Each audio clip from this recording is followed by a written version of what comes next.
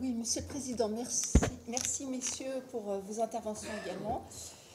L'usage des drones est en perpétuel développement dans le domaine civil et militaire. On a parlé des jouets versus les vecteurs d'armes. L'évolution technologique est fulgurante et nous pouvons collectivement faire la constatation lors de l'usage massif des drones en Ukraine. Les armées et les industriels bénéficient donc de retours d'expérience de ce champ de bataille.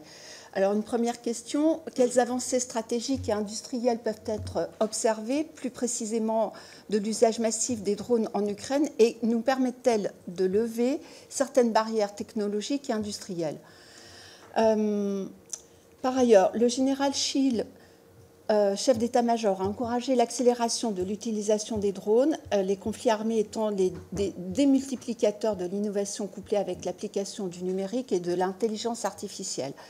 Un des enjeux exprimés par les industriels et les armées est de faire converger les besoins opérationnels et réglementaires d'un côté et les réponses technologiques de l'autre.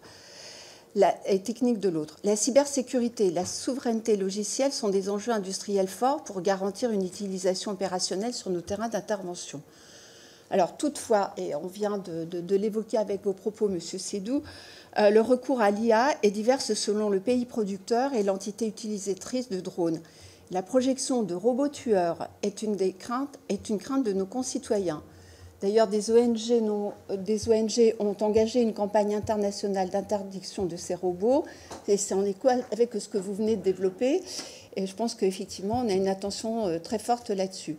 En 2018, plus de 200 entreprises technologiques ont signé un engagement public à ne pas participer au développement, à la fabrication, au commerce ou à l'utilisation d'armes autonomes létales.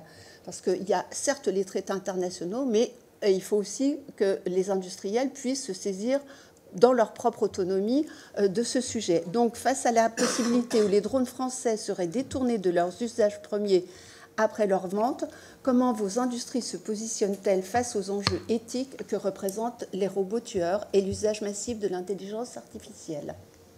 Merci.